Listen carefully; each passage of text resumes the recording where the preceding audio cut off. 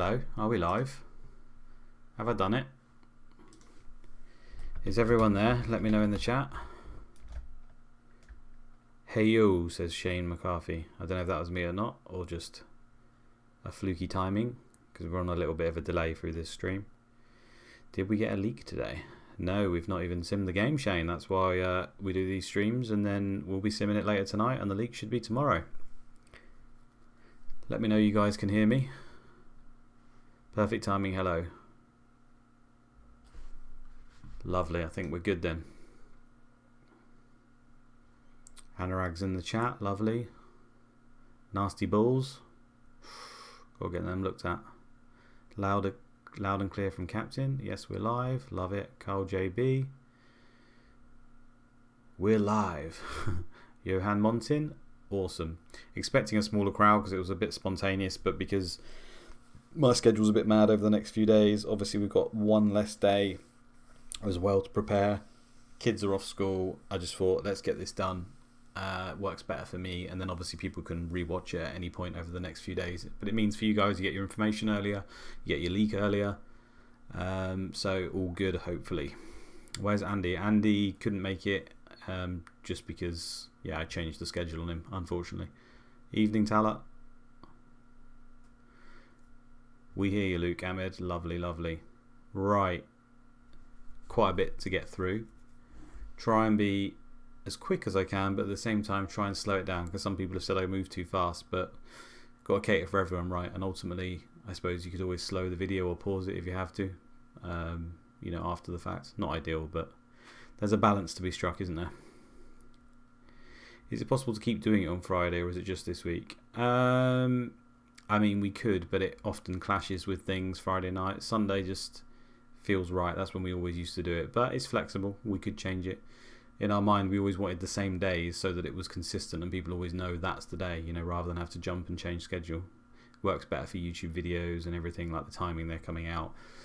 You know, it just suits everyone if they know exactly when it's going to happen. But yeah, if it was up to me, I'd give you all the information as soon as you can, so you've got more time to plan and think. But there's a lot of stuff that goes on in the background, as you guys know, which doesn't always mean it can be possible. So anyway, let's smash through the game week review. Evening FPL Jord. This game between Bolton and Leeds was probably much closer than people would have expected. I know it ended 1-1, but lots of shots on target.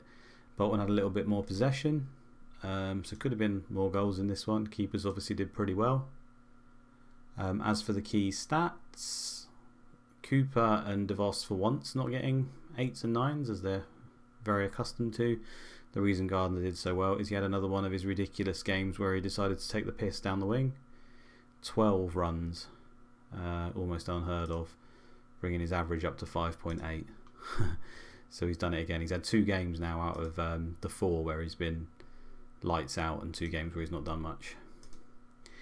In terms of returns, only had that 1 game where he returned an assist, 2 assists and a goal it was. Apart from that, he's not actually got fantasy returns.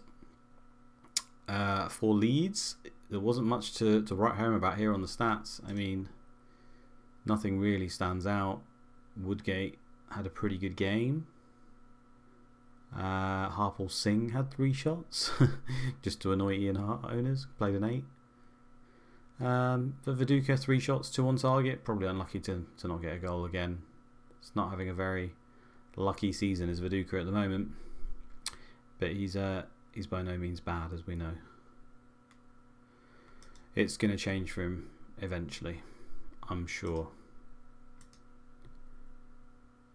Everton and Arsenal, another game that was, in fact, a lot of the games this week were very close in the stats. As you can see here, Arsenal typically away from home, often the better side than the team they play, and nearly always draw or lose. But yeah, very close. How this has ended up 1-0, I'm not sure. Should have been more goals in this one. Bang on 50-50 possession.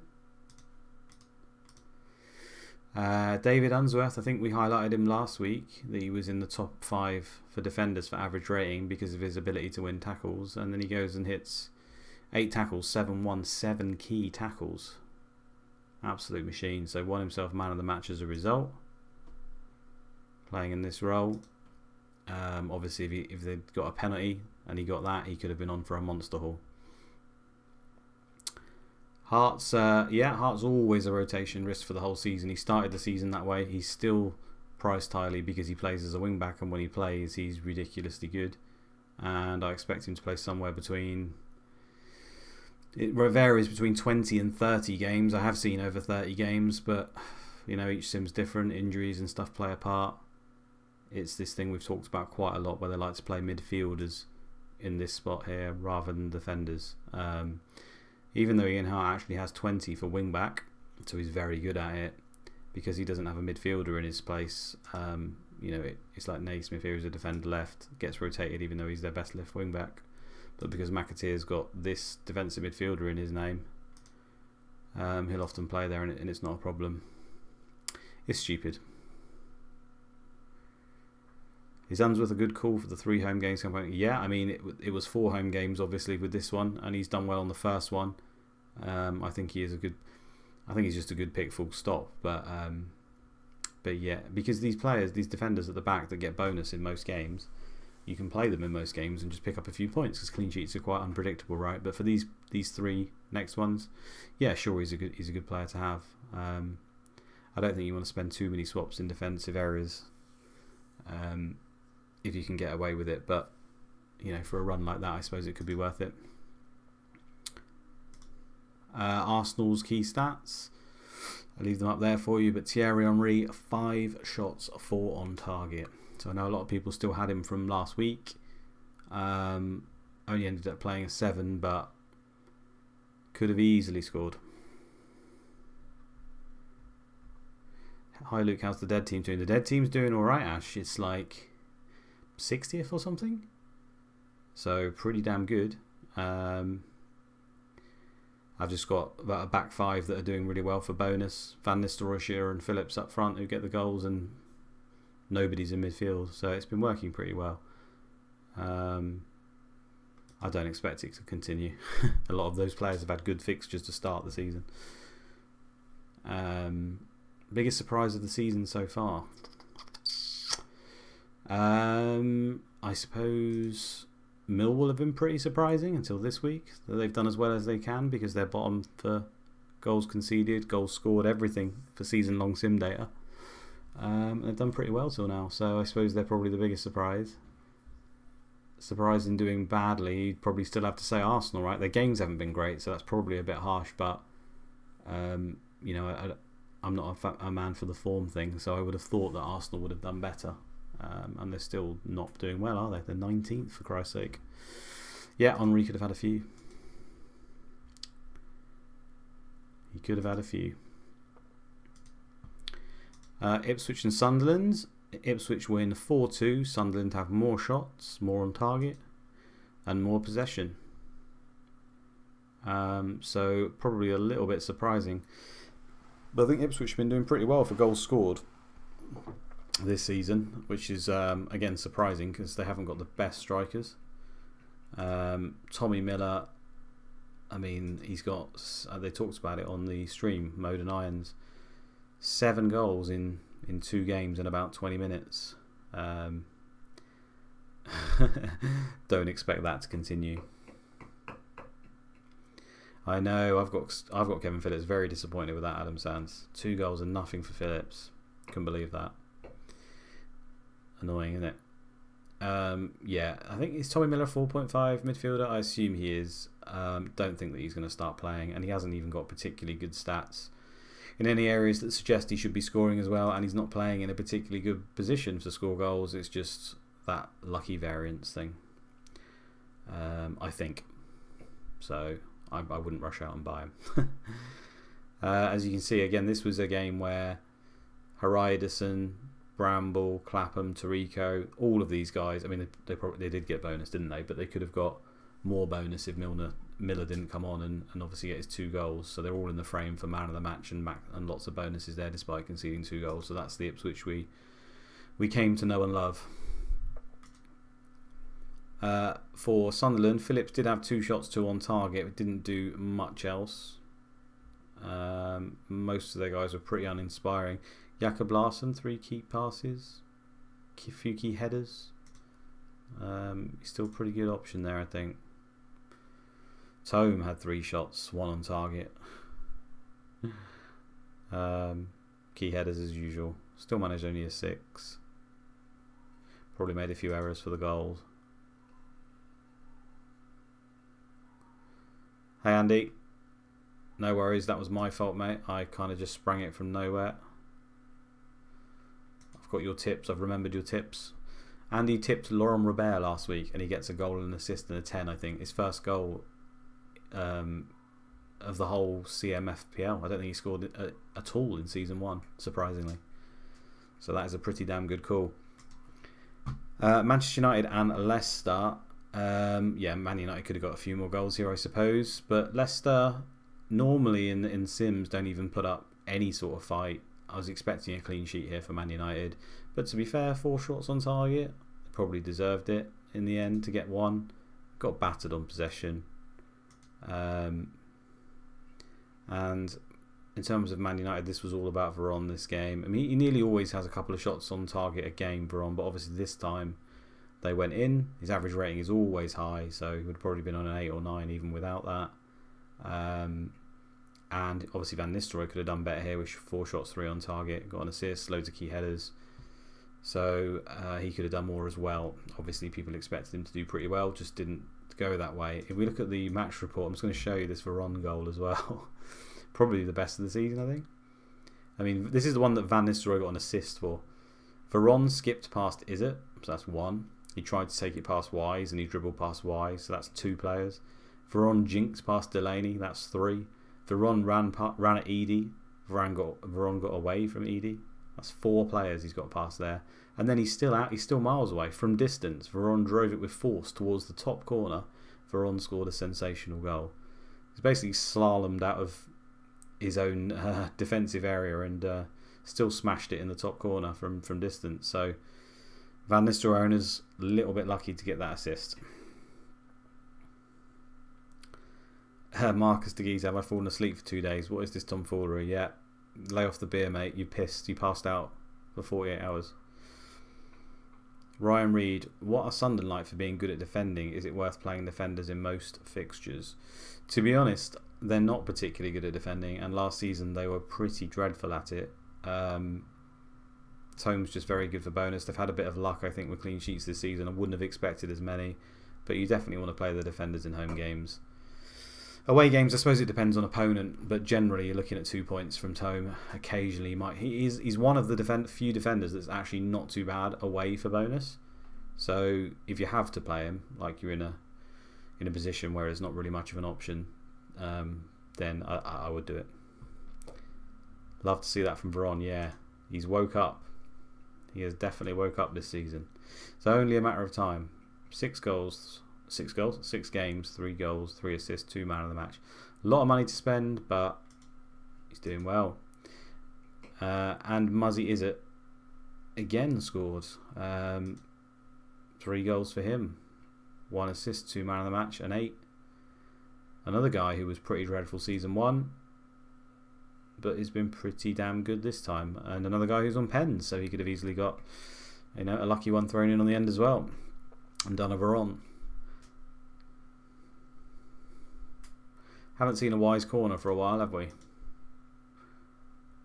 Can only be around the corner.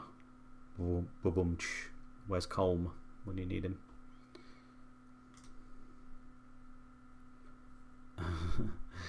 Veron channeling his inner Jackie Harrison. Puskas Award for Veron, awarded to him from last year's winner Bramble. Yeah, Bramble, what a goal. 60-yard lob or whatever it was. Middlesbrough Blackburn. I think this was one of the few games of the weekend where you can clearly say that one team should have won it. 54%, 14 shots, 8 on target. They're good for that, aren't they? They're good for that win. Zepeda again, 5 shots, 2 on target. Now Whitebeard stats will confirm it, but I'm pretty sure Zepeda's been. I mean, every time I do these streams, I see Zepeda's had a lot of shots. They hadn't been going in of late, but I suppose it's a good thing that he's constantly shooting. So he seems quite selfish in that area. It's that whole playing on the right side of the left foot that Johnston had before. So I do like that. And yeah, with 5 he could have potentially had more. Gareth, absolute tank. Probably he's in my dead team. That's probably one of the reasons he's doing so well is Southgate. I mean, he's got 8.33 out of 6 games. 1 goal, 1 assist, 2 man of the matches. He's been fantastic. He is, top 3 centre back in the league. And on sim data was regularly, and other simmers will tell you this, he's regularly in the top 5 for average rating come the end of the season, especially for defenders. So I still really, really like him. He's just so solid. You just leave him in there and get your bonus in any random game. They've just luckily had some clean sheets with it as well. Didn't expect as many as they've had. So pretty cool. Noel Whelan started ahead of Hamilton Rickard, which a little bit of a surprise because Rickard's better, higher rep, higher ability. But Rickard was injured for quite a long time, and I have talked about this in the past when, especially the timing of the injury, so it was during the pre-season. So players' attributes dip during pre-season because there's no training. And they come back quickly when they start training usually. So he had a dip anyway, and then he got injured. And when a player's injured and misses more training, they continue to dip for a while. And as a result, I would expect his reputation and his stats have dipped to a level where when Whelan was training and he has been playing, and his stats are actually not bad if you look, that they've become closer together. I still don't think that Whelan will stay in front of Rickard because now Rickard just starts playing a little bit more. I mean, he started last week. He's on the bench this week. So, I think Rickard will come back in and start and be nailed. But it might take a few more weeks for the Rickard stats to sort of get to a level where he's far and beyond Whelan. So basically Whelan at 4.5 still could be fairly viable for a while, but it's nothing to completely bank on, in my opinion. Marinelli getting the assist as well. Do like him as a player. Just doesn't get the minutes. For Blackburn, yeah, nothing to write home about. They were pretty woeful here. Ronald de Boer, 1 shot, 1 on target. Curtis is pretty good. And Bergen Weatherall, as ever, decent.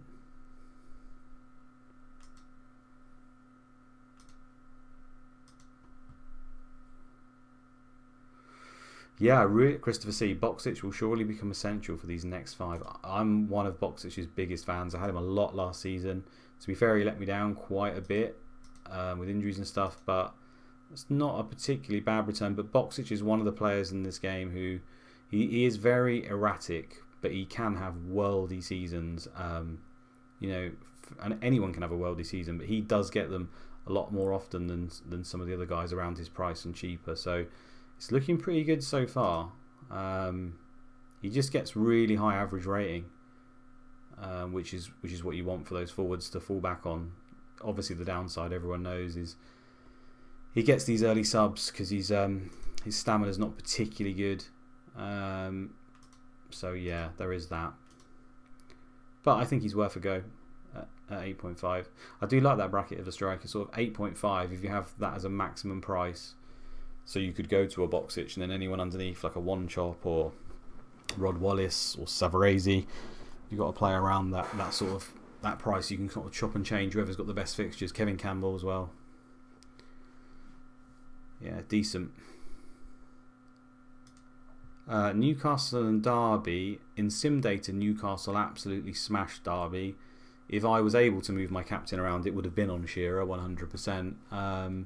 But to be honest, in this game, look, Derby had 14 shots on goal, 7 on target, the same as Newcastle. And in terms of possession, we know Newcastle play long ball, so it doesn't mean too much. But 50-50 away from home, I mean, 2-2, fair result. Maybe Derby could have taken it. So, strange one, surprise one, because you sim this game 50 times or whatever. I think the guys had Newcastle on about 2.5 goals or something, one of the highest of the week, and Derby pretty low. Shearer didn't do much. Stephen Hughes had 3 shots, 3 on target. I know a lot of people moved to him for this game, understandably so, the way he's been playing. But yeah, 3 shots, 3 on target. unlucky not to get something out of the game. Andy's call of Laurent Robert on the wing. Derby obviously only play one player out here. I don't think it's quite as bad with this new formation they play. It's not as much of a give up to the wings as their previous formation, but it's still clearly in effect because it's been a couple of weeks in a row now. The wingers have done well against them. I mean, Robert's first goal and first assist, but he's got it in the locker. I think one of his goals was a free kick. So that further adds to that. I mean, Stephen Hughes has been taking a lot of them, but it just shows you they do share them. Christie or Ravanelli for the next 4 looks okay after next week. Yeah, I think they've got pretty good games, haven't they? Let's have a look. Man United at home, Bolton at home, Everton away, Watford at home. That's not a bad run. Obviously, Man United at home is not ideal, but it is a home tie. And they're a better team now, Derby. They still ship goals, but they've bought a lot of decent options, and they've got a decent bench now as well. So yeah, they're not world beaters by any means, but they're not the absolute gimme that they once were. They've got some good players now, and they've signed Laris Sigurdsson, who went straight in, and so he does usually do pretty well for average rating. Crowded in centre midfield, yeah. I suppose if Newcastle are playing long ball, and Stephen Hughes has been sort of coming onto it and pinging some long shots, you know, the kind of position you want is people in this area, right? The DMs kind of spots.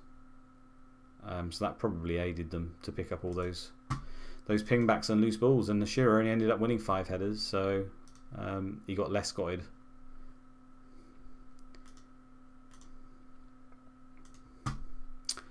Tottenham and Millwall, another game where I really thought this was a really good one to attack. I don't have any Spurs players. My tip was Salakovic, who did score but then missed the penalty. So I don't even know what that ends up. I suppose it's positive points, but not as good as I would have hoped. But yeah, I mean, I'd have been very tempted if I had Rebrov to captain him in this game. I probably would have gone Shearer, but because he just scores such a high percentage of Newcastle's goals, whereas Spurs ones are more spread out. But in terms of the fixture, you can't ask for a better one at home to Millwall. They're both very close in rep, might even both be 13 if I remember rightly. And Millwall over the season are just generally the worst team, so you can't really ask for too much better of a fixture. The problem being is that although it was 4-1, Millwall did do pretty well again. We know Spurs can't defend, but 9 shots on target each, only 10 and 12 between them. Spurs got a little bit more possession, which you'd expect. They play short passing, they're at home. But Millwall, they did alright. This wasn't really a 4-1 game. If anything, it should be a 3-4 or something like that. Believe it or not, when I looked through some previous sims I had for the pricing data, I looked at one of these games. Obviously the teams were different, everything, but it was a 6-3 to Millwall. And there was no red cards in it. So I was really hoping this game was going to be something like that, but 5 goals isn't too far away, I suppose. Key stats right here for you guys.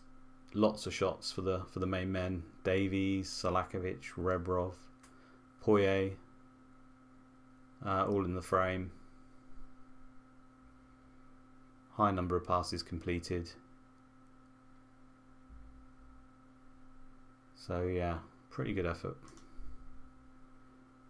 Millwall, we've seen this before where lots of attempted headers here for their strikers in an away game. Very good sign that they're still creating chances for their forward. Didn't fall for them, but those are good signs. Maybe Millwall are, gonna sort of belie the sim data and actually do all right. The Corrigan gift was amazing. It really was. That was Rob Pick who did that. I have to give that to him. he loves it. Peep show. Cherno Sambra even got on. Didn't realise that. Okay, cool. It's a rare occurrence.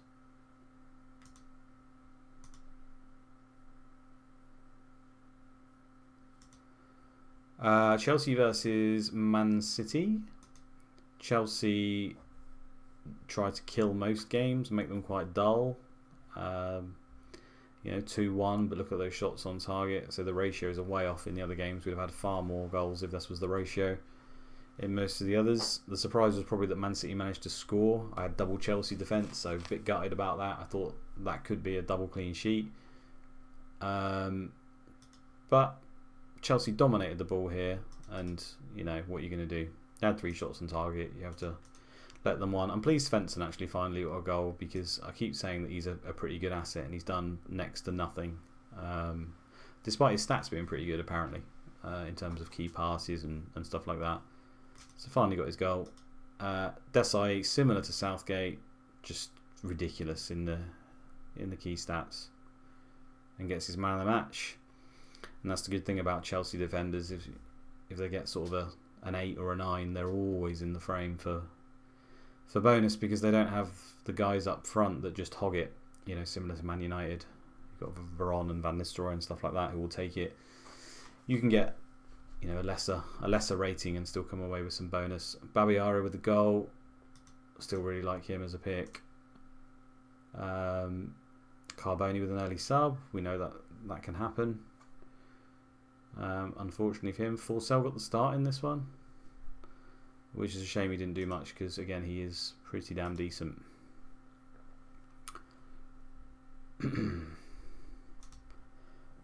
For Man City, 1 shot, 11 attempted headers.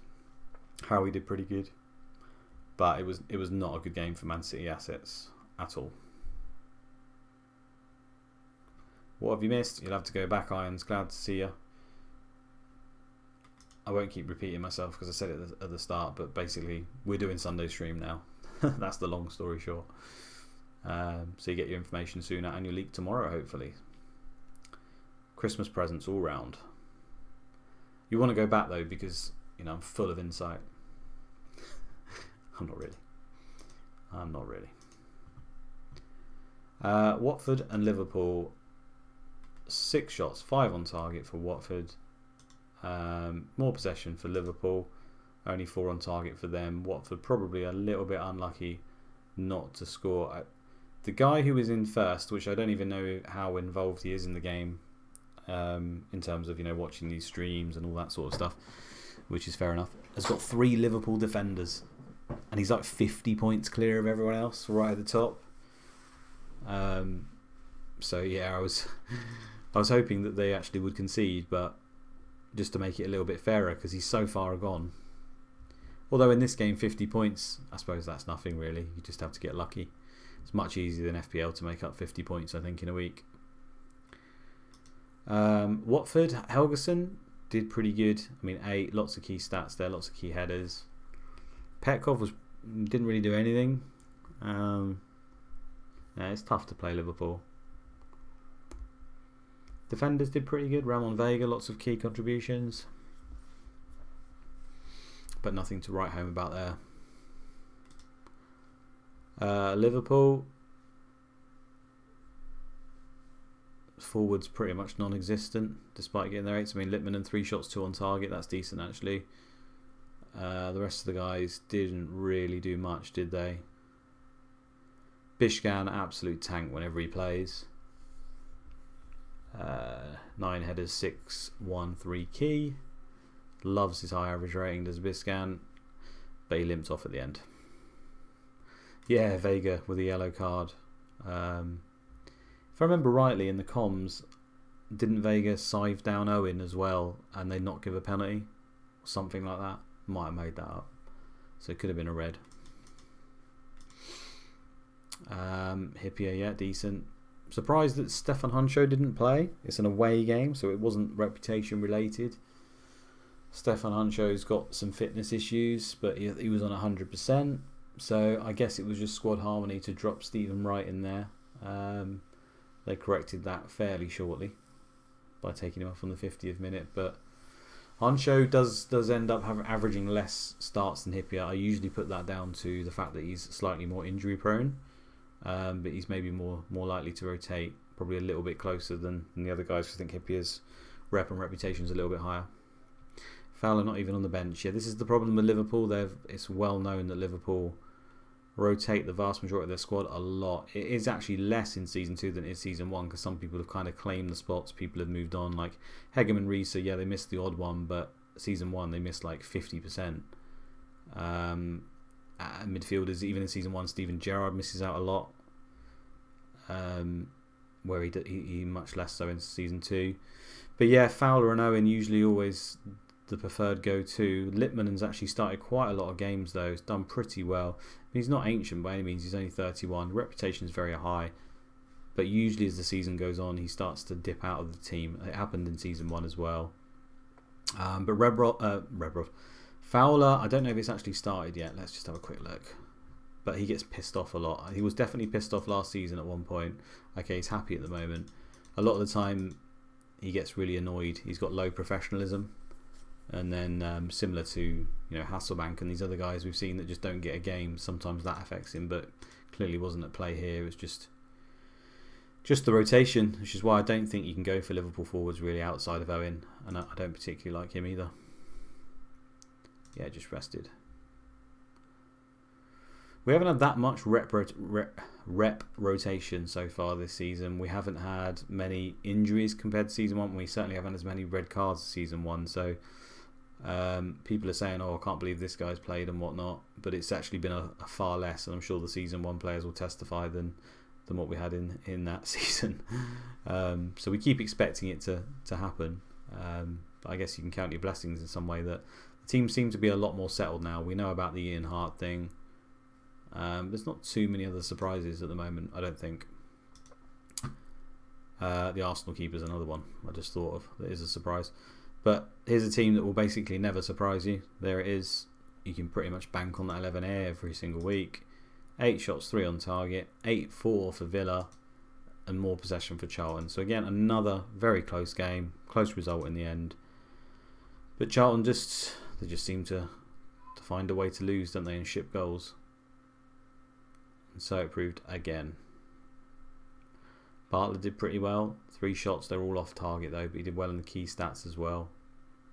Not bad because it's a tough pairing to come up against Melberg and Alpay. They are very good. And did okay here. Boateng, who I know he's not a sexy pick because he's a DM who plays in the middle, but he's got great stats. He gets high average ratings sometimes. I mean, he hasn't here, so I can't really say that, can I? But aggression and bravery is 20. Usually good for tackles. He's got high tackle stat. So he can do well for average rating even when he doesn't return. But 3 assists, 1 goal in 6, 1 man of the match. That's not bad, is it? He's an alright pick. Adam Sand's best moment of Season 1 was the surprise Man United Borough fixture cancellation. Yeah, that was ridiculous. I think we all had like triple Man United just because why wouldn't you? And like double Middlesbrough or something, or maybe triple because they had great games, and suddenly a Champions League reschedule literally changed it in the week we were in. Nothing we could do about it. The game was called off. So suddenly everyone had 5-6 less players. Most of us will have either used our free hit or had a plan for it in the weeks to come. I can't really remember, but we only had 1 that season and it was just a fucking clusterfuck. But we loved it. You never know, we might get something similar. Angel with a 9 in the goal. Should have won man of the match. Here's the man of the match bug in action here. So robbed of a point. Angel, very tidy pick. Nice games. Keeps doing pretty well. Seems to be the preferred Villa striker. Do like him. Definitely, is that anything to do with clubs like Man United and Leeds having new managers, or does that not affect it? What's that in reference to, Eddie? I've waffled on for ages.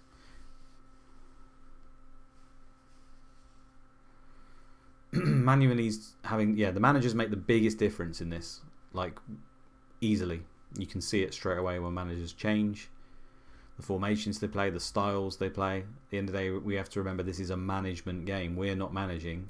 But they designed it in such a way that the manager should have the biggest influence on the team. Obviously the players do as well, but it's not just about buying the best players and sticking them in, because although that can work, it doesn't work to the level of having a great tactic. Evening Mac. Evening Dronach. So yeah, the styles do change. 1 point behind you. Yeah, Max flying high. I noticed him in like top 20 Max, something like that. Did great for season 1 as well. Top player. Right, there we go. So we've covered all the games. Feel free to go back if you missed them when the video comes out. What's FPL Panic saying here? My favourite moment from season 1 is still when we all spent a week agonising over a heart injury. He started at 76% condition, then went off at 58 minutes with a totally unrelated injury. Yeah, that was funny actually, wasn't it? There was drama because they were on the stream before I got involved, or other people got involved and said, yeah, Hart's at 76%, he's not going to play. I don't think the guys knew that anyone can play over 70% basically, especially if they haven't got an injury, which he didn't have a flag. And then the team leak was, I think they backtracked a bit because obviously simmed the game, realised he played, and then did a team leak saying, oh, he's going to start on one leg or whatever. Then I ran a load of sims at Hart at 76% and he played and did fine. Would only ever get early subbed if they had a left back on the bench. And if I remember rightly, they played the game, they didn't have a left back on the bench, so we're like, great, we're all good here. He got an assist early on and then got subbed just before his clean sheet because he picked up a completely unrelated injury. Yeah, it's just drama all over. So he still got a relatively decent return, but it was funny that he then went off injury because everyone's saying, well, conditions related to injury, yada yada yada. But there we go. I think he's taking about less rep 12 and less carnage. The managers aren't in charge of the rep 12. I don't think it's anything to do with that. It's an engine thing. The managers don't really have control of who they pick. The managers choose their formation and the AI picks the players for them on reputation and ability. That's why you will see, I think last season we had the West Ham manager changed a couple of times, or at least once, but they both played 4-4-2. So despite West Ham being terrible, after the new manager come in, there was a little bit of seeing who he's going to play for the first few days, a little bit random, but then they picked the exact same team because he played the same formation. So he's picked the players on ability and reputation. It's not the manager choosing the players.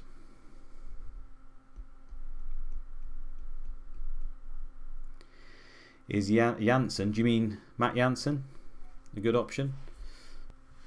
Yeah, we'll talk about that, I guess, when we get to the end and we look at the fixtures a little bit more. But I do like Matt Janssen a lot. He's not done particularly well this season, but the end of season 1 he was great. I'm not sure about fixtures because my team's dead. I'm not really paying too much attention to fixtures. So let's look. Bolton at home, Ipswich at home, Newcastle away, Arsenal at home.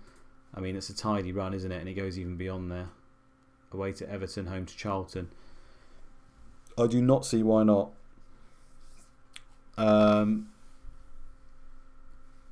The signing of Solano, when they play 7-2-1, means that they will sometimes, as we've seen once, play. They want to play Solano, so they play him right wing, and they have to play De Boer because he's nailed. So then De Boer ends up as the solo striker.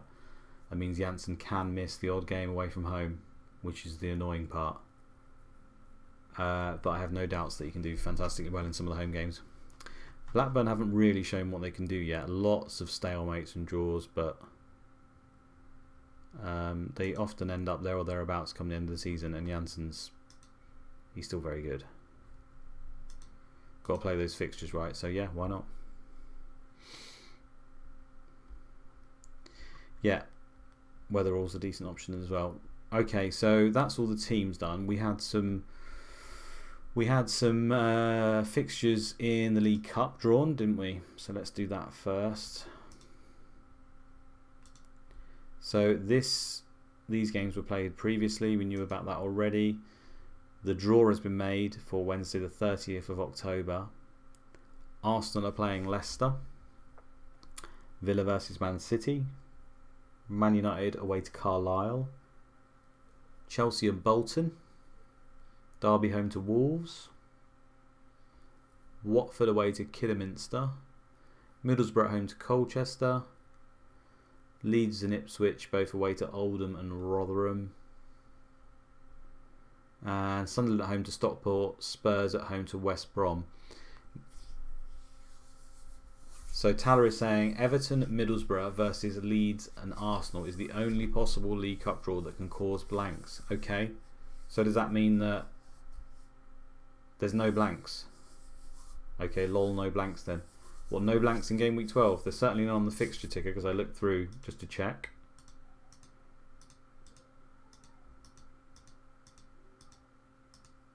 Absolutely no rearrangements or anything until we had that's been planned for ages, the double for Arsenal. So is that confirmed then, Tala? There's no blanks in game week 12 now? That's a shame if that's the case. But it means I suppose there'll be more chaos later on. We'll wait for his update on that because he is the main man. There has been some UEFA Cup results as well. No blanks in 12. Okay. Cool, cool. Good to know. Let's go through some of the UEFA Cup results first. So Blackburn drew 2-2 with Belshina. David Dunn was sent off in the 16th minute. Stephen Wallace turned up and scored 2 goals. So we know what formation they played already, despite it being home. They played that 7-2-1. Now, that'll be because the UEFA Cup's got a pretty high reputation. I don't think Belshina are a particularly high-rated team. They might be not too bad, but it will be to do with the fact that they're in a competition which has got a high reputation. But they won 6-3 on aggregate, so they're through. Stephen Wallace, 18 headers, 13-1, 2 key, 3 shots, 3 on target. Absolute worldy performance from the 18-year-old DMC, whose only decent stat is jumping at 18. So no wonder he won all the headers.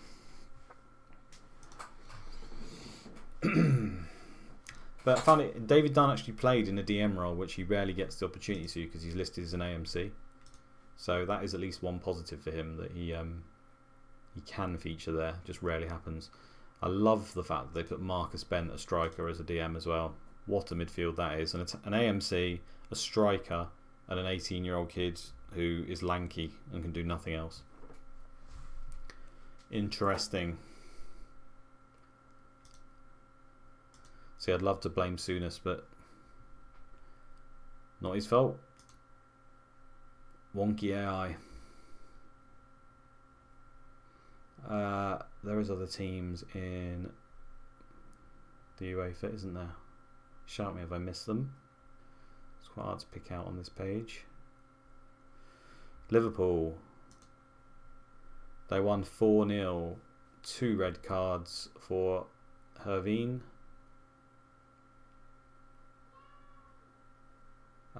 Lots of goals. Richie Partridge, 2 assists and a goal. Great little player whoever gets a gig. Assist and a goal for Owen. Fowler turned up in this one. Sorry, guys. Danny Murphy goal. Nick Barmby goal, assist. Obviously, they've played against 9 men, so absolute whitewash. 73%. Murphy took a penalty. Did Hippier play? Hippier did not play. Okay. So that was in the 13th minute. Let me just check here. So they've got Fowler, Owen. So he took it over Owen. Who else can take them? Berger can occasionally. If Littmanen was on, that would be a further test as well. So it looks like Murphy or Littmanen second in line behind Hippier. Or again, they'll be close and it randoms one of them.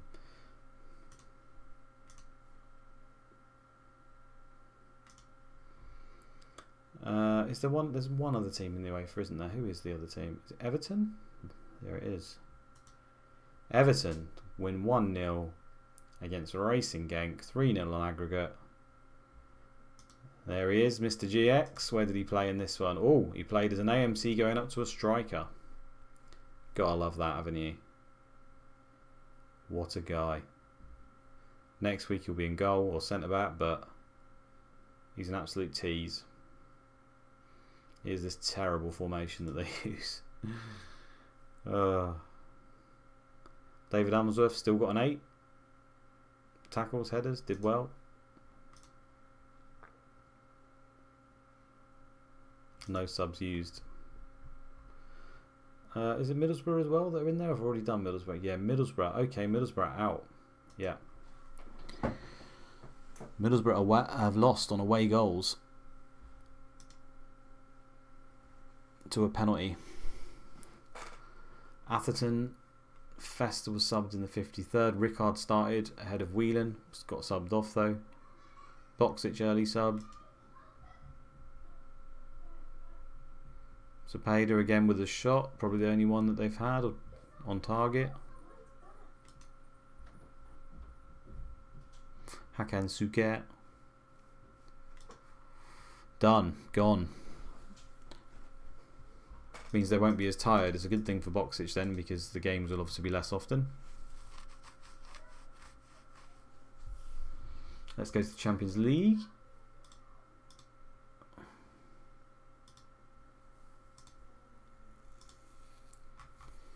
So, who have we got? Arsenal. Did this happen when I think it happened? Yeah, that was in between these games, wasn't it?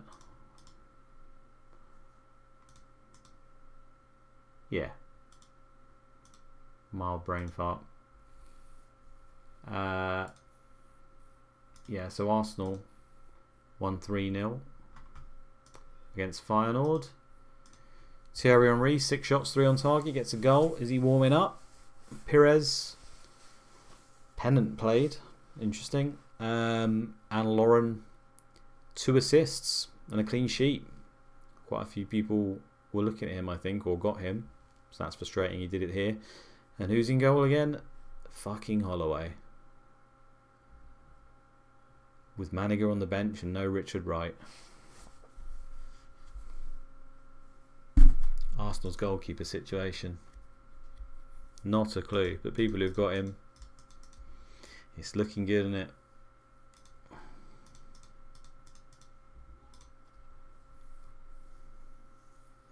Tim Comrie deserves a rest now. Adam Sands. Yeah, he's warming up ahead of a very tasty fixture, isn't he? Did he score a hat-trick against Charlton last season? I remember the double where he played one and missed one. And I think it was West Ham and Charlton. And I can't remember. I'm pretty sure he scored a hat-trick versus Charlton and then missed West Ham. But I could have that wrong. Not that that means anything for this week, but it's just interesting to know.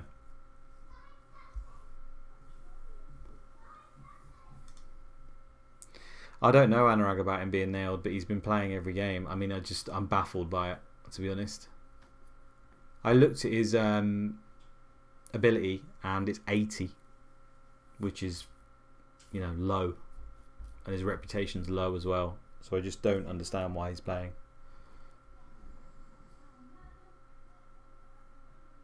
Cheers, Tyler. That was correct, was it?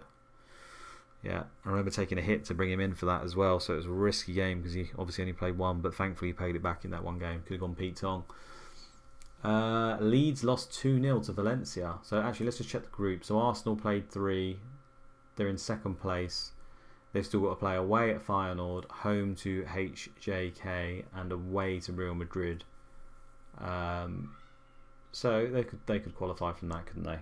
Real Madrid game will be tough. Who are we on? Leeds.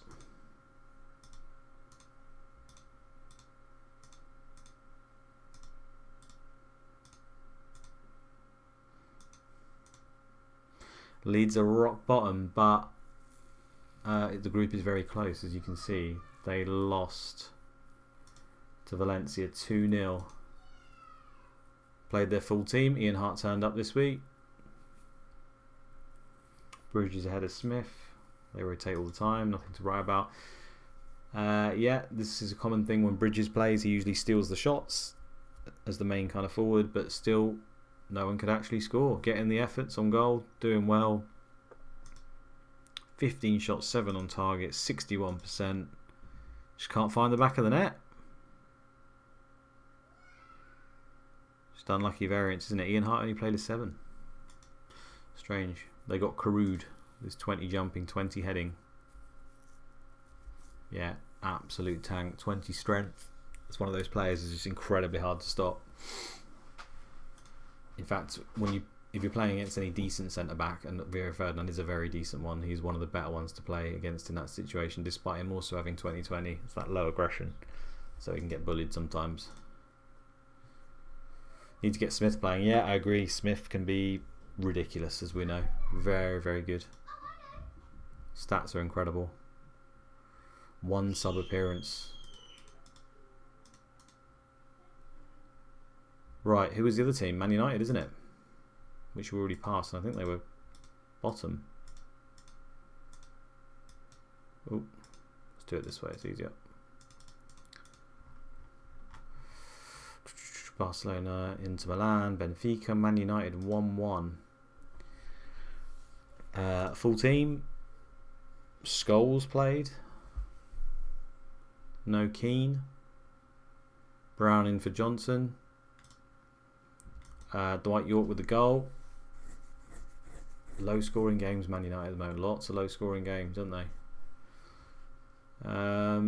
But yeah, they got Zlatan Ibrahimovic.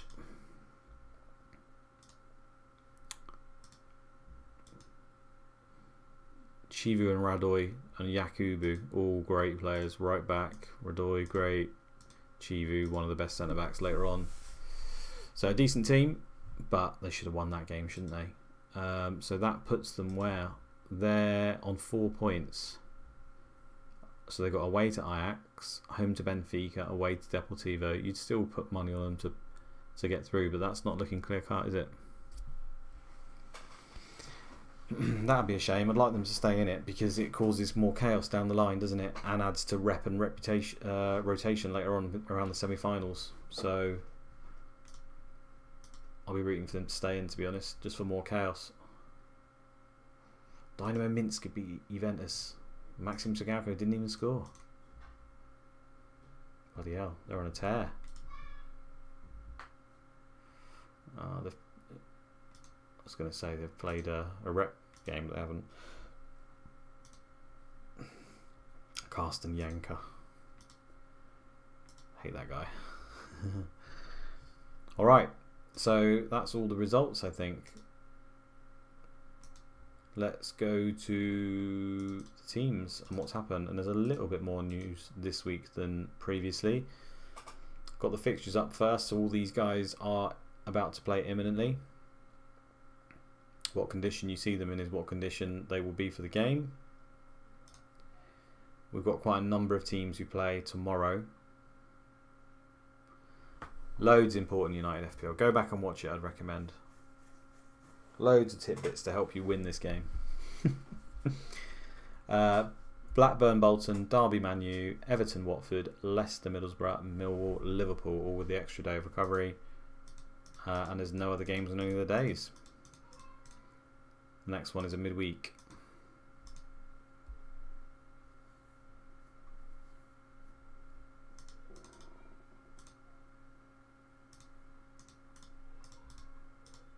There's been some transfers as well, actually. I'll make sure I check those out. I don't miss any on my phone before we go. Right, here's Arsenal then, who I'll do a reminder each time. They are today. Albertini's still out 3 weeks. Jeffers is a few days, 90%.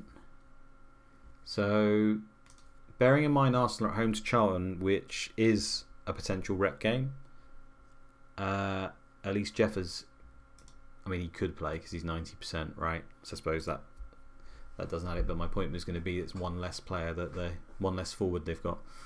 Volt's out for 2 weeks with a stub toe. Absolutely battered that toe.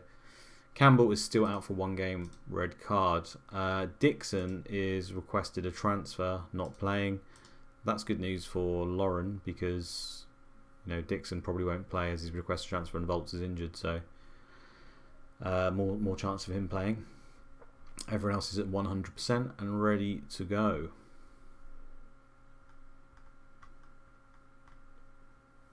Injuries in midfield have lessened up a bit. I think there was someone else injured in midfield last time I remember rightly. Was it Basidas or someone like that? Pretty sure it was. So everyone else has returned who was previously injured, apart from Albertini. Aston Villa. Stone went off injured in the last game, did he? Yeah. So he's only at 26%. So despite being orange, 26. So he won't be playing. Villa are today. So that puts Hadji is almost certainly the guy who will play right wing, and he's a decent player. So if you're looking for a 1 week punt, who's their match? Home to Newcastle. That's not a bad game. He could be decent. Don't think many people are looking at a 1 week punt though, are they? These guys don't play, so I'm not even going to bother clicking them. Everyone else is good. Blackburn, a little low on condition here or there, but they play tomorrow, so they should all be up to 100% or close to it. Adams is a few days gash layer, but he's 14%, so he won't be playing, will he? That'll be Weatherall and Burgle Curtis at centre back with him most likely. They do have a few other ones like Taylor and stuff, but wouldn't expect them to play. Everyone else is okay.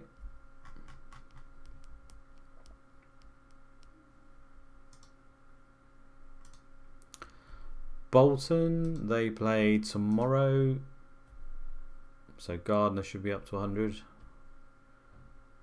Or at least 99. Ingram is still out with a week with sprained ankle. No more injuries for these lads. DMC Ben. They're at home, so hopefully not. Barnes is wanted by Cambridge. Okay.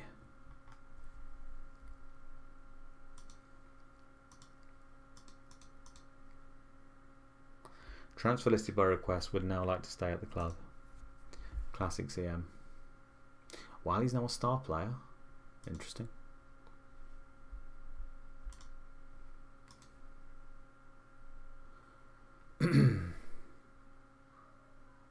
Instagram with a gash. Yeah, you don't want to type that into Instagram. Charlton. Ever reliable. No injuries. All pretty close to 100%. They play away to Arsenal. So, we know what their 11 will be. I might just leak the Charlton team 1 week. Maybe this week. Just for shits and giggles. You will know what it is now and can write it straight out. But I just want to sit back and watch the uproar when that's the team I leak. And then pencil that in for one day. Charlton. Zenden is still out.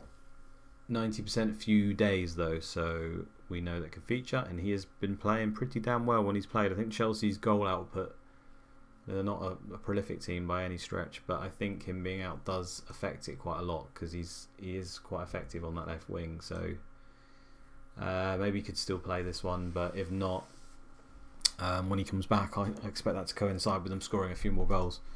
And they do play today. John Terry is back from suspension. Yes. How many weeks have we had now? 6, right? So in 6 weeks he's played 2 games. Got a 6 and an 8, I think. You owe me. I've been getting Paul Evans off the bench. It's been mainly a disaster, although he did get me 1 goal. There's also been someone who has left Chelsea, which we looked at last stream. One of the forwards down here. We'll see who's tuned in. Type it in the chat.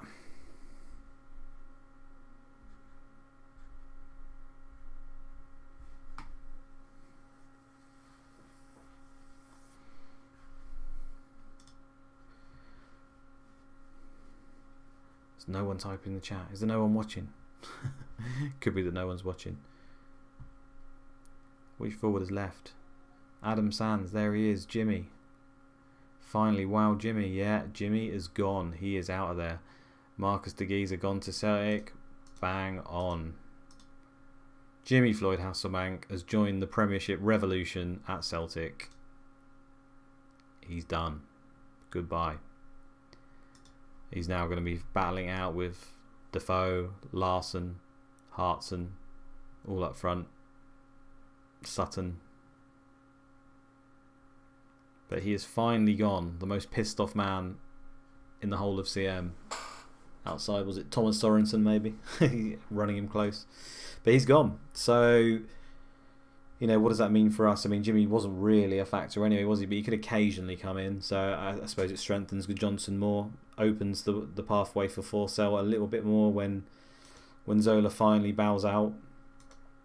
So he's one to keep an eye on for the future for Forsell. But I mean, Johnson he's not. I mean, he's quite expensive, isn't he? I know people were slagging him off, but 2 goals, 2 assists. It's not terrible, is it? Not absolutely terrible. Anyway, 4.4 million. What a steal! Yeah, not bad, is it? Not bad at all. So long. The only time I owned Jimmy Floyd Hasselmount was during that double, where Chelsea had 2 games in 2 days or something. Again, sim that to see whether that was likely to play both. It was likely to play both. He did play both, but he did fuck all in both of them. And that was the story of Jimmy in season 1. Fucking woeful. Derby County have got a couple of knocks. Jody Morris might be owned by a few people. He's on 62% with a bruised thigh. He's out for 1 day, and their match is tomorrow. So there's a chance that injury clears and he goes over 70%, and therefore will still feature. However, we don't know for sure that will be the case. And it'll obviously be pretty low if he does play. Carbonari is out for a few days with a sprained ankle, 90%. Stroop has been long-term groin strain, 90% as well. Rabdi, will Chelsea buy a striker? It doesn't really work like that. I wish they would, but transfer system shit in this game. Be nice if they did. They've got money.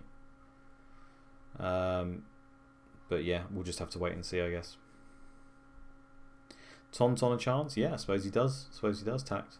He's been on the bench, hasn't he? Came on last time.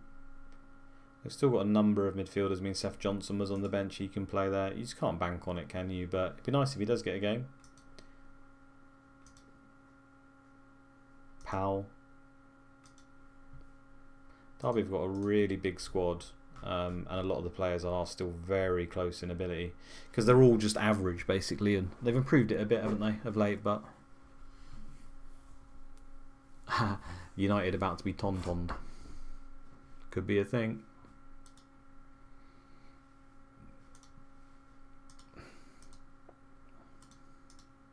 Everton.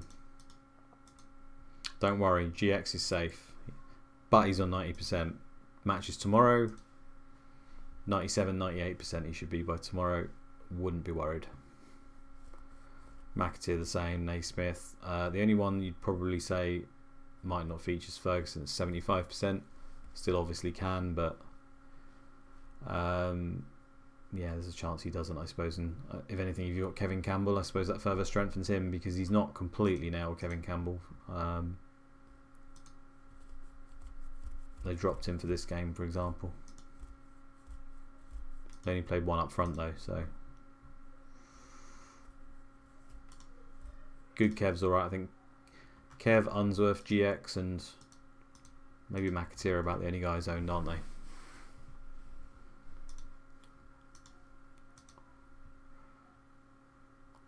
Ipswich played today. John McGreal, 2 weeks with a damaged neck. Richard Naylor's wanted by Peterborough. Sereni wants a new challenge. It's been like that for a while. Ryderson wants to move to a bigger club. But they have sold a player. I don't think you'll get it, so I'm just going to tell you. Jim Magilton. He has gone to Queen's Park Rangers. He played 1 game this season. So that's another midfielder out of there that could occasionally pop in. So I suppose that's a decent thing for anyone who's got the likes of Wright or Holland, Kumas. There is a little bit of news on Finidi as well. Obviously, you know how world class this player is, right? That's right. He is wanted by Leeds and Liverpool.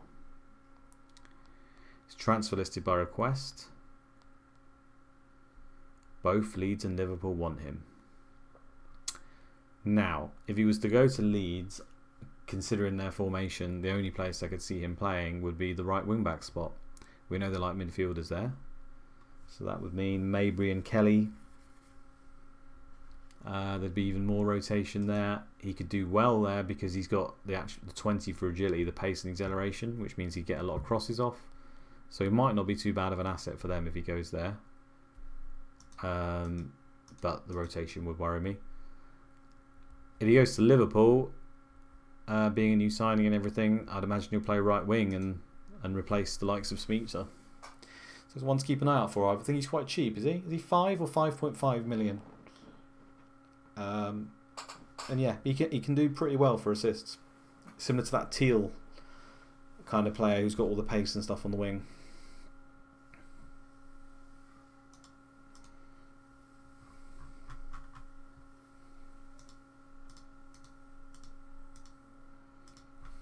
So they've got so much more money and could buy such better players. Both those teams, though.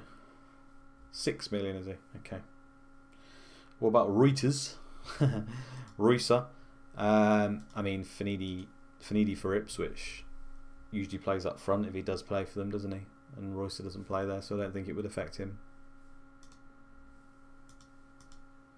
Finidi usually plays here, doesn't he? So I don't see how that would any effect on Reuser, who again is a great player if he ever gets the spot. But these guys are ahead of him. Danny Murphy at Liverpool. Yeah, Murphy's not really nailed. He rotates with Smeetser on the right, usually. So Finidi would just add another one. Leeds. Dewberry. Was that already? I can't remember if this was already or not. Might have been, but 3 months Dewberry's out. So Woodgate, Radaby, and Ferdinand, all looking fairly cemented in their role, their first choice anyway.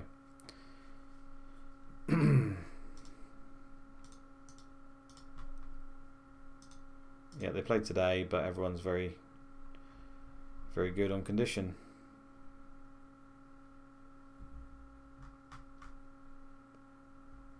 Hart played last game. Will he play this one? I don't know. But this is a very good game for Leeds, actually. Home to Chelsea. We'll talk about that when we get to the fixtures. Leicester. Scowcroft is orange, 1 week twisted knee. So could feature on that. When the hell did this move to Friday night, PLO? Keep up, son. You've been asleep for 48 hours. You missed it. Leicester play tomorrow. Tim Flowers is 87%. Should be fine though. These guys don't play at the top, so I'm not going to bother clicking them. So Ipswich, I always say that because they're blue. Leicester are pretty good. Liverpool, their match is tomorrow. Bishkan, after his man of the match, limped off. He's out for 3 weeks with a groin strain. That's kind of annoying for owners. It's that period of time where, you know, it's not just he's going to miss the 1 week and you can kind of bench it, but then it's not a massively long one either way. Like, I have to get rid. It's kind of in that middle ground, isn't it, where you kind of have a decision as to whether you keep him or not. But spending transfers in that area of the field and at that price is probably not ideal, is it?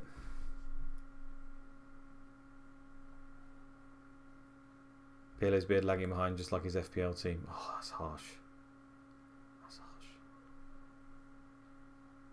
Excuse me for not living on Twitter. Touche. Touche.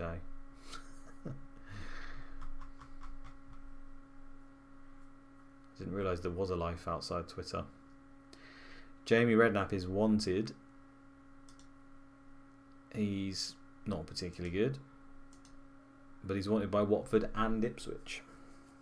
So I think Andy stuck a tweet out that he's favourite to go to Watford, but Ipswich are in for him as well. If he was to move, you've got Holland, Kumas and Wright, who generally play in centre midfield. Given he's likely to have a higher rep than most of those, you'd imagine one of those guys would drop out. So it could be that Kumas or Richard Wright drop out. I wouldn't imagine it would be Holland. But then I suppose it could force Wright to play left wing back or right wing back and then start affecting the likes of Clapham and Tarico. International break though, I can hold him. Okay. Cool, cool. Yeah, they play tomorrow, yeah. Already checked that. Throw the kip a few days with a sprained ankle. Everyone else fine. Man City, injuries are slightly clearing up. Paul Ritchie 80%, a few days. Little. Not going to bother. Colissimo 36%. He won't be playing. He's just tired. McNamara, 73% out for a week with a damaged foot. Scotty Brow, the ledge, 3 weeks. Strained ankle ligaments.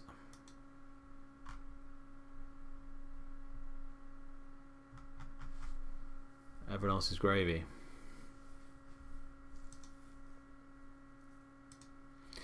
Manchester United.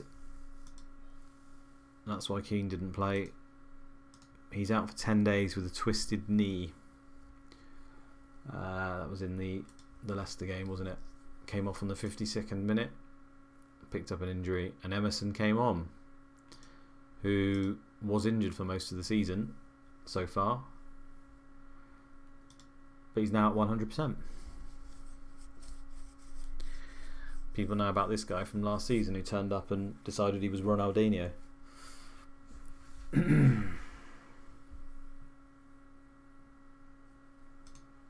I don't think he's nailed by any means now that Keane's out. I mean, Scholes could come in, but yeah, Emerson could play. The rest of the guys are all good. Yeah, condition, nothing to worry about here. They also play tomorrow.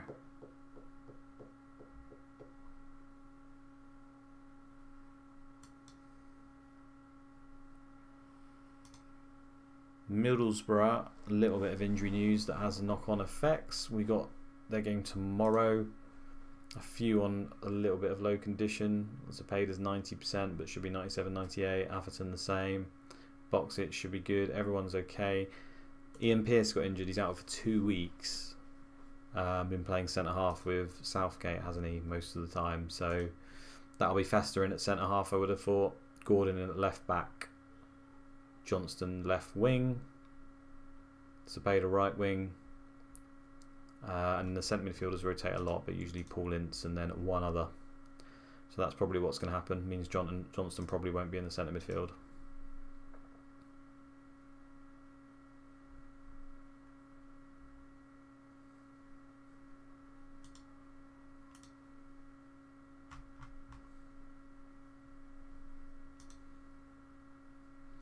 Just offer these guys new contracts. Come on, you terrible AI. If that was me managing the squad, it's just OCD with all these unhappies. Platt's left. No, Platt's is still there, mate. He could come in. You're right. He could play left wing and Johnson in the centre midfield. Can't count this man out. Absolute boss.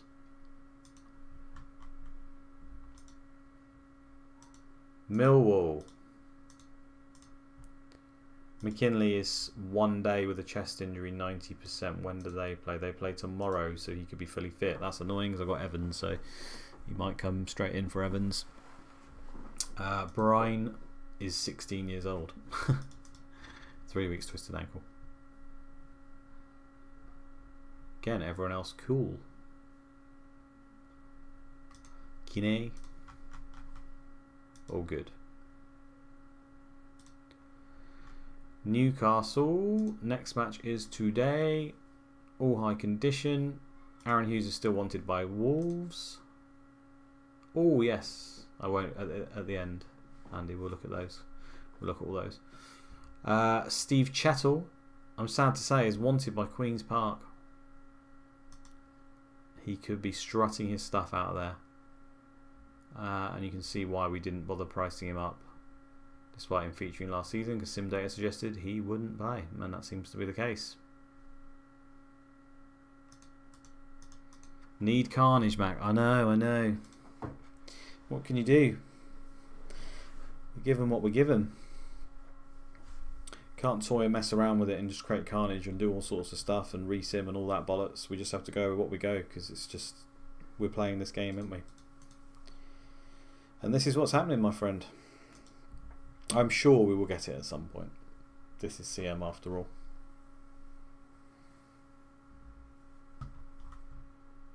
These guys are all good. Sunderland plays today. Swartz is long term, 6 months. Neil Ardley, 2 weeks, twisted ankle. That was from the other game, wasn't it? So centre midfield spot is open. I think they played Lawson there last time. I played Medina here. So yeah, Medina or Lawson can come in there. And Burnt Arse can go to right back. But yeah, everyone else is good. Kevin is wrapped up, ready to go. I think he's a popular purchase, at least going by my Discord. People are looking at him. Got a nice run.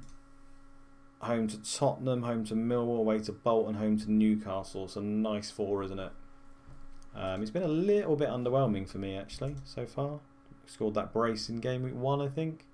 So then 2 goals in 5 games and missed out on bonus quite a lot since that. Not ideal, but if he keeps up that ratio season long, it won't be a problem with it. Arca, I think he's a great buy this week actually. Who are they playing? Tottenham at home, yeah. I like the wingers against Tottenham because they've obviously got the one out wide. So him and Teal, I like them this week a lot actually. I think someone else, MoFPL in my Discord, said he'd run a lot of sims on this game and Sunderland's wingers do very well in it.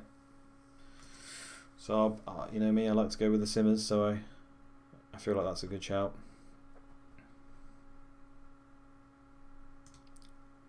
Spurs. They play today and Darren Anderson is 79%. Fuck knows what he's been doing. Getting an ice cream at the beach or what.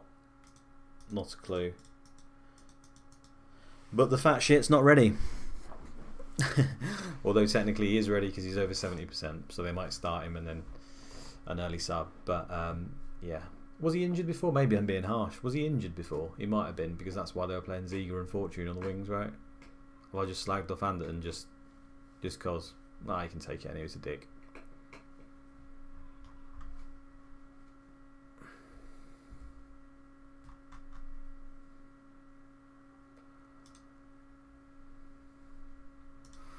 Don't know why they're not playing Everson. They're playing Sean Wright-Phillips in a double AMC more often than they're playing Everson up front, who did very well on Sim Data.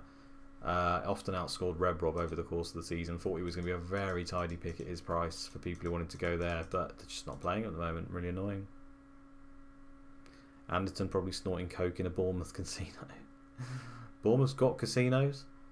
Well, they've just got slot machines and fucking the machines you put coppers in and then shake.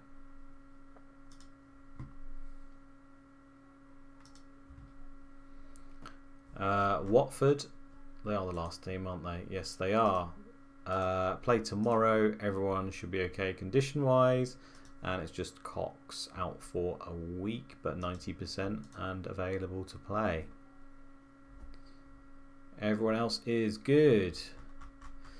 So a few little bits and pieces of injury. I think Bishkan was one of the main ones, wasn't he? But nothing absolutely major. It's a shame we didn't get any blanks. Surely gets a start soon. Yeah, I mean, I would say so, Strong, because his ability and rep's decent. He should be playing, but he's got that whole pissed off thing, hasn't he? Similar to Jimmy, where they just didn't play him despite him being better than their forwards as well. So we'll have to see, I guess. Just going to check my phone to see if I've missed any of the stuff. I know we're going to do the transfers at the end. Cox out, yeah. Rock's out. Yeah, so a few transfer rumours. We covered Finidi, we covered Redknapp. We're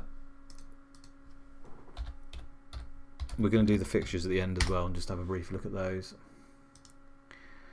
Mark Birchall, 20 pace, 19 acceleration, 15 finishing. We've got to look at the key stats for that position. It's not terrible by any means. Wanted by Newcastle. So maybe a competitor for Carl Court. Don't think he would replace him if he was to come, but new signings, you never know, right? Cox out for a week will get pretty cold. Depends where you are in the world, Pirlo. Yeah, some places you get a tan. Hurlock usually gets subbed off early, or just these last few fixtures?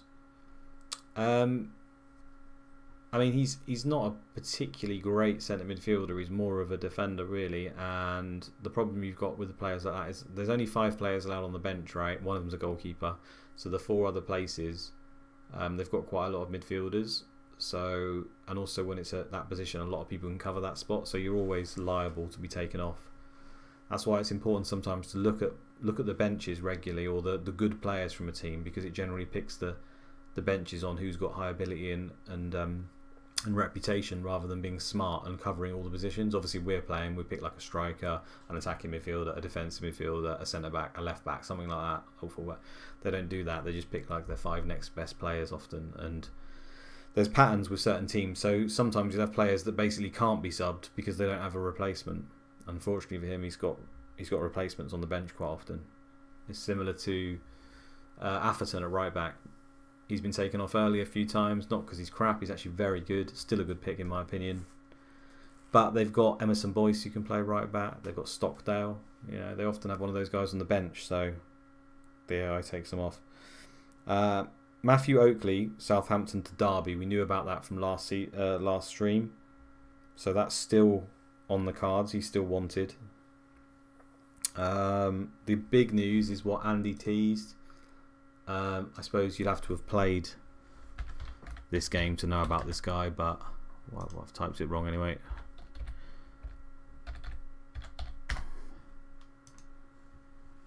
Because he is actually really good. He's wanted by Middlesbrough and he's hoping to impress the scouts, feels he needs to leave. So I really think it's only a bid that will cause this to happen. Now if this will happen, I know he doesn't look, because he's a DM and his stats don't look, you know, amazing. People won't really bat too much of an eyelid, but he's kind of like the Richie Wellens is like the cheap playmaker in this game you can get, and the next step up is Liverani, and he is fantastic in this game. If you're one of the very, very top sides, you can play him or keep him as a backup, but he is really, really good for being a playmaker. Gets loads of assists, gets high average rating. You can see there he chips in with the odd goal and assist, and these stats are made up in the other leagues, but that is what I'd kind of expect from him. He's really good. So he gets better and better as well. I don't think he's reached his peak yet. 28, 29 for a midfielder for peak, so the stats will only go up. But you see that 19 for passes and off the ball. Those stats there, they're really key for a creative midfielder. That would be an excellent fit for Middlesbrough because they're actually struggling for a centre midfielder, aren't they? So I think he will improve, yeah, as Max says there, should improve Borough as a team then, definitely. I mean, if you had Ince and him playing in centre midfield with Zepeda and Johnson on the wings, Boxic and Rickard up top, Southgate, Fester, Gordon, and Atherton, it's a fantastic team, really good. Obviously, they won't always play in that particular setup, but yeah, I'll be looking forward to that if he does come because he's great, and he himself could be great. Don't know what price it would be. Very tricky to price him actually, see what impact he has, but yeah, could be an option moving forward. I was thinking 6.5, Brendan, but we'll have to have a discussion. 0.5 less than Zepeda. Zepeda's got the wing, probably more of a goal threat. Liverani's unproven when he actually plays for the AI for Middlesbrough. So we never know. I might have to stick him in and do a few sims of my own to see what kind of he's able to do in Middlesbrough. That's kind of what's in my mind at the moment, but I'm not solely responsible for the prices. We talk it through with the team, so we'll see. We'll see. Maybe we could go cheaper, but we always run the risk if it's too cheap, you can break the game, right?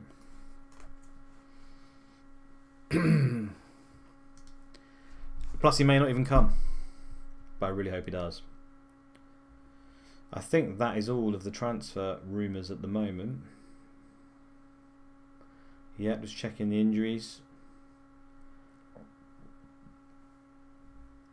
Yeah, that's all good. Right. Here's the league table, in case you guys missed it. There's a few teams that have conceded less than 5 goals. Man United, Middlesbrough, Chelsea, Liverpool, Bolton on 3. Surprising, but they've only played 5 games. And Leeds on 5. Blackburn still only 7 despite being 13th, so it just shows you that they're decent defensively. Villa as well on 9. Fabio Grosso, yeah, decent. Derby and Charlton conceded in the most goals. Still think it's very viable to target these two, especially Charlton. Derby have obviously improved a little bit in terms of their players, but still very viable to target. Millwall, they're not there or thereabouts, but sim data over season long suggests they are definitely one to target. So I expect they will start to drift down here. Arsenal in 19th. They've scored how many goals? 3 goals. Fucking shocking, isn't it? How can you score 3 goals? I know they've only had 5 games, but Jesus. Similar to Chelsea in season 1, I do not expect they'll finish there. They'll probably make it up to here at some point, but yeah, Blackburn are very much the draw masters. They play normal mentality at home. One of the very few teams in the league to do that. So they almost set up for a draw at home and they set up for a draw away, as we know. Relegation 6-pointer of Arsenal versus Charlton. Job security. Good shout. Just Scunthorpe. Brian Laws. Player stats, let's do that, and I'll go to the fixtures last then, shall I? Arsenal only slightly worse than they were in real life, yeah. They can't score goals and they've got Thierry Henry up front. Like Arsenal can't score goals and they've got Aubameyang. Average rating, so let's do attackers. Van Nistelrooy leading the way, unsurprising. Shearer, Dwight York in 3rd. Still don't think many people are going for him, but he's great. He is an alternative. I mean, Van Nistelrooy, 6 goals in 6 games, scored a brace in the first one. 4 goals in 5 games since.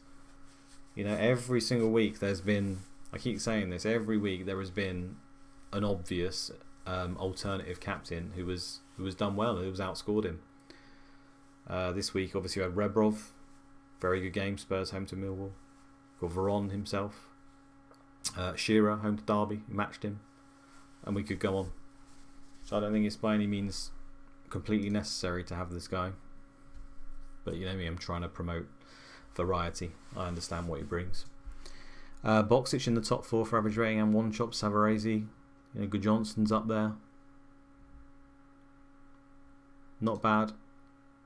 Midfielders, Veron always leads this list.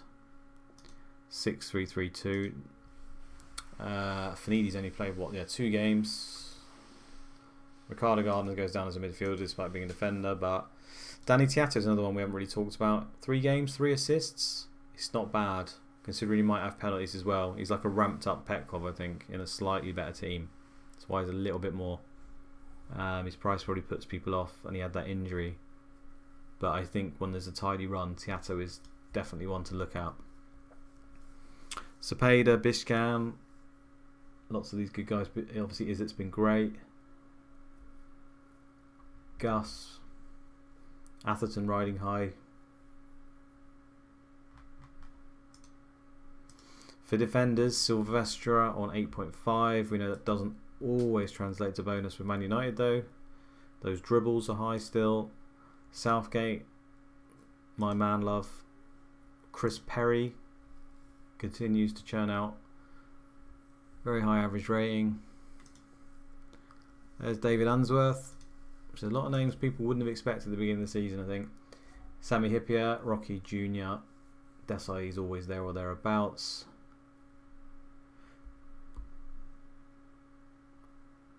Like clockwork, Desai and Southgate in that top 5. Jakob Lawson in 12th. Doing better for average rating than, the same as Tome. Colin Cooper. And you got your Melbergs and your Brambles. Could be right, Tyler, could be right. In terms of goalkeepers, 7.6 for Jaskalainen, and that's a mad one. Rarely, come the end of the season, see any keeper over about 7.2. So I expect they'll continue to drop these guys. Vesterveld usually leads the way. Arca better than Beckham for a 3-game punt. I mean, yeah, for me. Yeah, those fixtures are there, but Arca gets higher average rating than Beckham most of the time. So I like him. You know, any goal Sunderland score he's usually involved in, isn't he? Whereas Beckham for Man United, they're so spread. But Beckham, you know, any game Beckham could go mad. Yeah, I can't see a game where Arca gets 3 goals to assist, for example, but I've seen that for Beckham. I do think his ceiling is higher.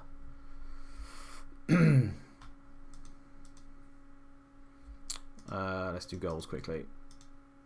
Goals for defenders: Ian Hart, Corrigan Hippier. 3 games, 1 sub appearance, 2 man of the match, 2 goals. Oh, what could be, eh? Miller leads the way for for midfielders now.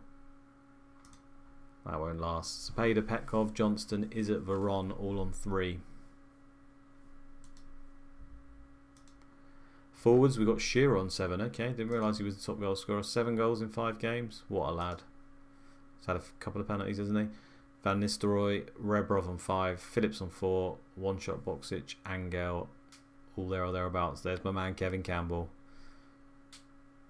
Samba's still in the top 14 after only featuring in Game Week 1. We're still early days on this. Let's go to assists. Rod Wallace, Good Johnson. It's not really the forwards game, is it? Midfielders: Stephen Hughes on 5, Boateng, Davies, Hendry, Wilcox.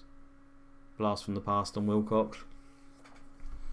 Zenden's still high despite missing a lot of the season so far. Same for Tiato. Ominous signs for those 2 guys. Defenders. No one really smashing it in this area. Dean Gordon's nearly always ends up as number 1.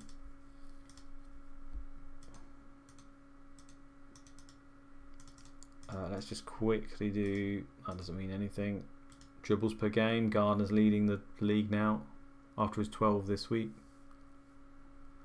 Has Campbell played every Premier League game? What, Kevin Campbell? We'll have a look in a sec. Taggart leading for tackles. Unsworth.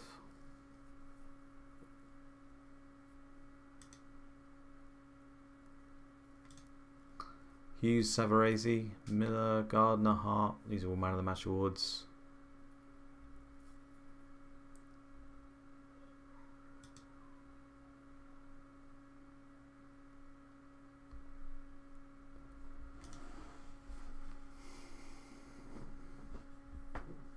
Penalties. Mark Pooms conceded the most goals, 15.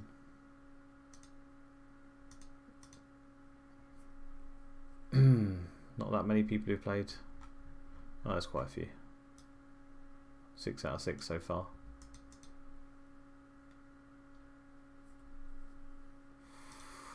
Kevin Campbell, that's who you wanted to see, isn't it? Quickly, let's do that then. Where's Everson gone? 4 games started, 1 sub appearance. They've had 6, so no, he's not played them all. Missed out on 1 game. Game week 1, that's you can put that down to, first of all, they only played 1 up top. Ket Spire plays less than 5 games a season in Sim Data. Usually starts the season, then just doesn't play, so that's, I wouldn't worry about that. Max Moore, similar, usually plays under 5. We know early season it's a bit erratic, and then ever since then I think he's played, hasn't he? So yeah, I'm not saying he's nailed by any stretch, but it's better to have it at the beginning that you miss out rather than start missing out later on. Don't shots on target mean anything? No, it doesn't. It doesn't. I'll show you. It shows it in percent, so it's useless because they could have had 1 shot. Yeah, you need a volume as well, don't you? You just get ridiculous people on this list sometimes.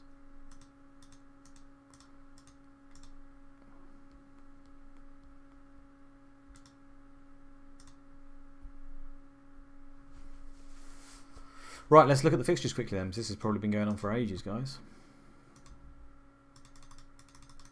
Where are we? Right. Again, recommend jumping into my Discord. Loads of people doing sims on there that will give you an idea of how the game should go, how they set up tactically more than anything. CM Fantasy does his videos, which are very helpful. Again, I will say, I mean, this is from my point of view, you don't really pay attention to the players that do well. It's more about, is the game open or not, what's the average goals and stuff, and then you guys can use your own nouts, I guess, from, if Newcastle are scoring on average 2 goals, then Shearer's probably involved. And if a team's scoring 3 and it's a team that have, like Spurs who've got goals all over, Shearer might end up being the better option.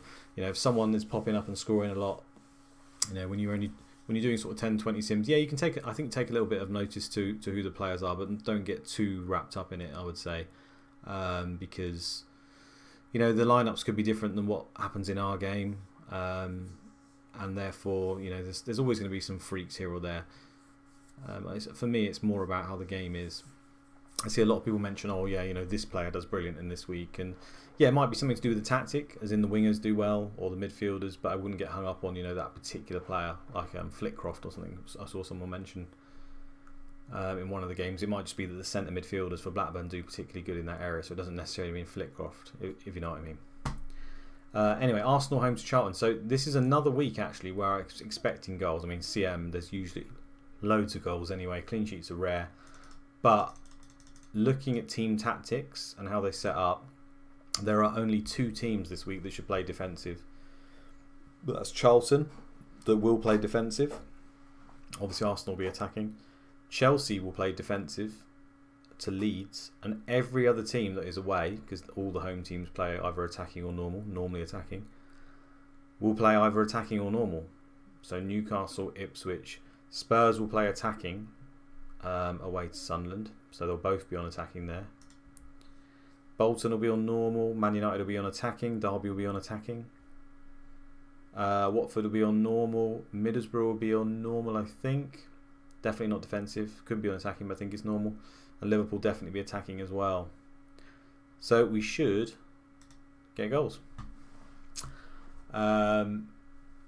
Potential rep games, obviously Arsenal and Charlton stands out. Arsenal the second highest reputation team. Charlton are low, 12. There's not many others that could be. Some of these teams are low rep, like Ipswich are pretty low, etc. But Man City are 11, wouldn't have thought so. Bolton and Blackburn are both 12, so Blackburn could. Can't see it in the Man United game. Everton, Watford, I suppose Everton could. Leicester, Middlesbrough, Leicester could. But that's it. And because they're so close, very rare that it happens. So really it's Arsenal, Charlton's the one that's in headlights. But as we saw from last week, people expected there to be some reputation, and even added in when it's in between Champions League games, it can happen more often. And that may be the case, but it's only a % chance, and we obviously got lucky and it did not happen. Shearer to Phillips, a fair move, even with a hit.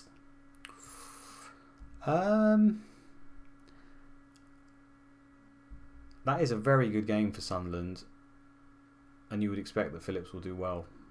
That's all I can really say. Shearer, I love. I think he's one of the few players, because he's got penalties, he can score in any game, can't he? I don't think it's a particularly good game for him. So I'm not running sims myself, so I would wait for the sim data on that.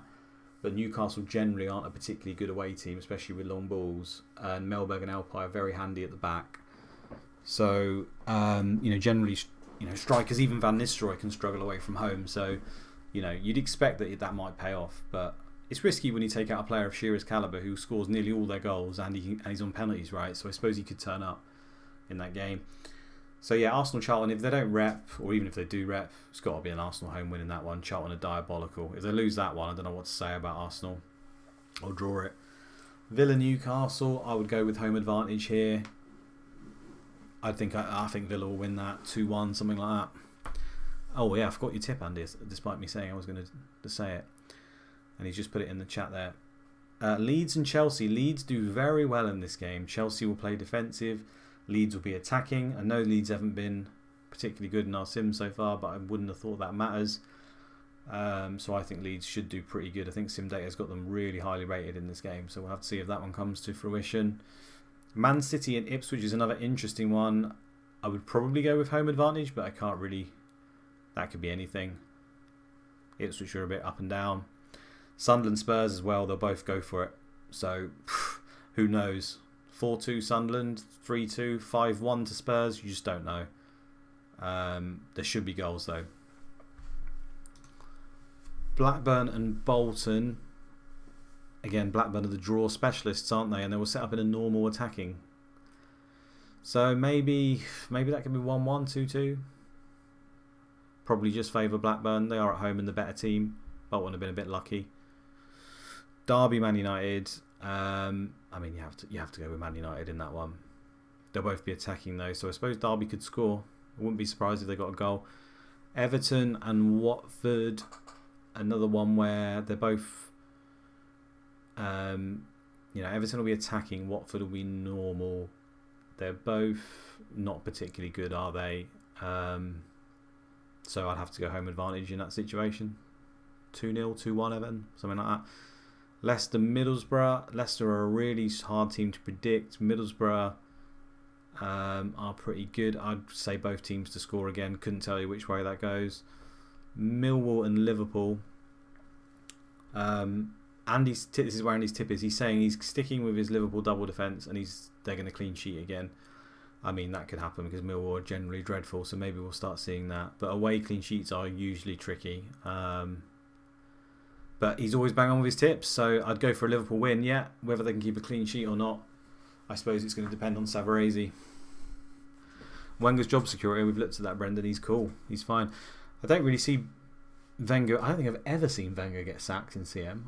Retire. Maybe I have seen it. I can't remember it though.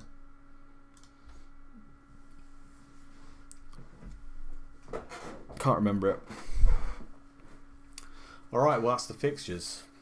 Anything else anybody else wants to see before I end it there? Who's my tip for the week? Who is my tip for you? I've been bigging up Leeds, haven't I? I mean, Sunderland Spurs is a great game.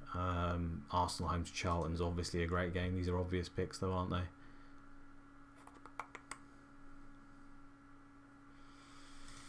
I'll have to go with Leeds because Viduka's too easy. I don't know. Can't rely on their defenders playing. I'll go Bowyer, someone like that. If he plays, which he usually plays over 30, some share of set pieces, especially if Hart doesn't play, he could do well.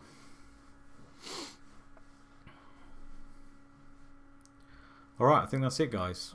No one's putting anything in the chat. Probably bored you to tears. It's been a pleasure. I will sort out the game sim now. For my eyes only. I will give the team leak to the core team. Rob Pick will leak it tomorrow. They will lock in their teams Monday this week at 6 PM. Once I have all their teams, the data gets passed to the team to start doing their work. I'm on comms this week actually, so that'll be me balls deep in that for the next few days. The guys will be doing the stats of the website, the passing, all that stuff in the background as per usual. And then we'll go live on Wednesday. So hopefully as I'm on the match comms and I'll be using Twitter, I won't accidentally schedule a tweet, but I can't promise anything because it is the most nerve-wracking experience ever. So I'll try my best. Cheers, guys. Good luck for Wednesday. Hopefully should be a good one. They're all good ones, aren't they? They're all good ones. Yeah.